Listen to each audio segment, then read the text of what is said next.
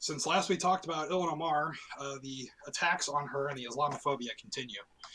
Trump posted a video to his Twitter feed that was pretty inflammatory, involving the Twin Towers and some crafty editing and music, and of course, Ilhan Omar saying some people who did some things. Um, the other thing that followed then that's kind of unfortunate is that she had a bunch of death threats made against her. Nancy Pelosi recommended that she receive extra protection due to the death threats, which were also directly referencing Trump's video. Um, and since then, Omar put out a quite lengthy tweet. I'll read for you here, as it is relevant. It's probably important to talk about. So she tweeted out on 14 April, "We are all Americans. This is endangering lives. It has to stop. Since the president's tweet Friday evening, I have experienced an increase in direct threats on my life, many directly referencing or replying to the president's video. I thank the Capitol Police, the FBI, the House Sergeant at Arms, and the Speaker of the House for their attention to these threats. Violent crimes and other acts of hate by right-wing extremists and white nationalists are on the rise in this country and around the world. We can no longer ignore that they are being encouraged by the occupant of the highest office in the land. Counties that hosted a 2016 Trump rally saw a 226% increase in hate crimes in the months following the rally, and assaults increased when cities host Trump rallies. This is particularly concerning given the president's visit to my home state of Minnesota on Monday. Violent rhetoric and all forms of hate speech have no place in our society, much less from our country's commander-in-chief. We are all Americans. This is endangering lives. It has to stop." Pretty lengthy, but I think she says some important things that we should get to in there. But Trump also then called out both her and Pelosi for their actions this weekend. He posted this morning in another tweet, "Before Nancy, who has lost all control of Congress and is getting nothing done, decides to defend her leader, Rep. Omar, she should look at the anti-Semitic, anti-Israel, and ungrateful U.S. hate statements Omar has made. She's out of control, except for her control of Nancy." So some pretty gross stuff, as far as I'm concerned. The big thing for me, ultimately, is that this is the first time where there's literally direct evidence that I'm aware of that the idiotic, hateful things that our president is saying are actually endangering people's lives. It's not like a hyperbolic or extremist or crazy thought, but his words carry weight, and he's said some dumb things, and now her life has been put at direct threat from people, whether real or actual, but her life has been threatened because of what he said. The first thing I would say is, even just on our videos, we're brand new and almost no one is commenting or watching or anything, but we've managed to find a few people that wanted to type slurs in our comments directed at Ilhan Omar. So these three women of color who have riled up the old white men of Congress are being smeared in similar ways across the board. But for whatever reason, Trump has decided that this is the issue where he's completely unmasking himself here.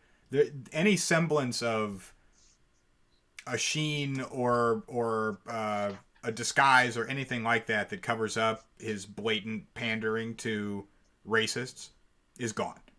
The video that he posted there was no joke. Like, that was just saying, look at this disrespectful person is not a real American, and you should be upset about it.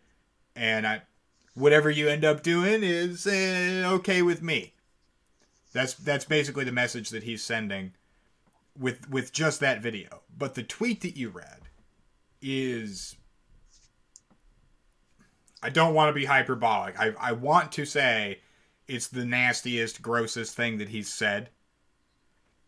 But maybe it's not.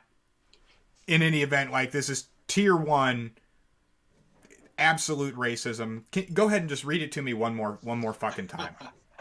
All right, from the Twitter account of Trump, "Before Nancy, who has lost all control of Congress and is getting nothing done, decides to defend." Stop.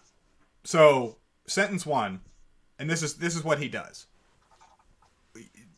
He's going to respond to one issue, but he's 1 foot from the grave and half senile, and so he can't stick to one topic. And so first he has to sort of like bumble into the refreshment table and make some comment about Nancy Pelosi.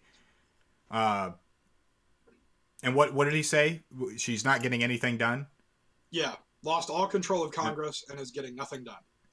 Which is not true. This claim that Democrats can't get anything done has been going on since we were kids. And it's been bullshit since we were kids. The Republicans have always been douchebags. And they're always fucking shit up and gumming up the works. And then they turn around and cry anytime somebody challenges the status quo. And this phrase has lost all control. I mean, he's literally like, it makes me feel like he's yelling like, "Oh, she's lost all control," and like there's fires and. No, he may as well just come out and say it. She shouldn't even be in Congress. She should be in the kitchen. Yeah. Or look at these women. They're making all their decisions on emotion. It's all emotion. Or some other like overtly sexist rhetoric. Yeah, and so far, personally, from what I've seen of the new women of Congress, they're a fantastic bunch. I am so happy.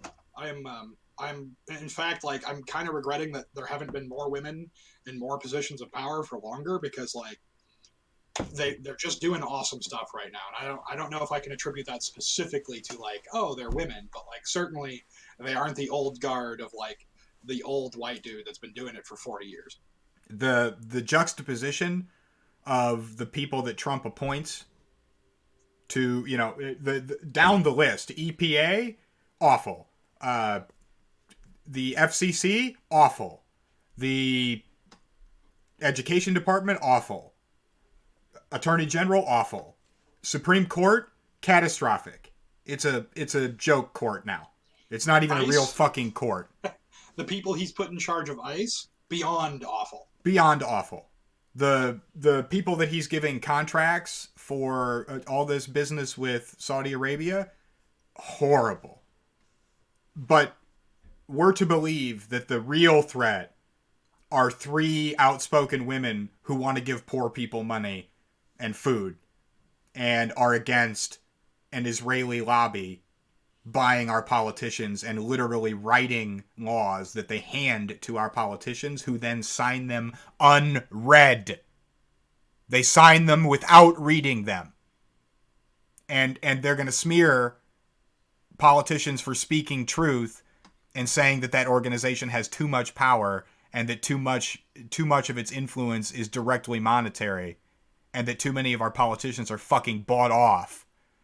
And we're going to smear them while Trump appoints literally a poster that just said elitism incarnate with a sticker in the corner for Chase Bank and Goldman Sachs, and then just a picture of Trump and all the people he's appointed, and it would be the most accurate poster that had ever been made.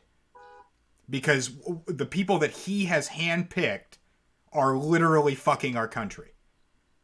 But I'm supposed to believe that the real threat are 3 elected women who are trying to save the planet, save the education system, save the Muslim communities from the increasing hate attacks that are going on, the increased, I haven't had to use this term in a long time, but rabble-rousing of the president. All of these things are the real threat. And no one cares that everything that Trump does leads to a propping up of the status quo, a propping up of the corporations, that the people that these conservative idiots that will utter phrases like drain the swamp, the people that would actually need to be removed and that would need to be taken out of office and that would need to be reduced in their influence, those are the very people that Trump has appointed. He ran on not being a Goldman Sachs lackey, and then immediately appointed a bunch of them. to the highest positions that he could. And I'm supposed to believe that the real threat, the real traitors, are 3 legitimately elected women with bold ideas about social progress. Fuck that.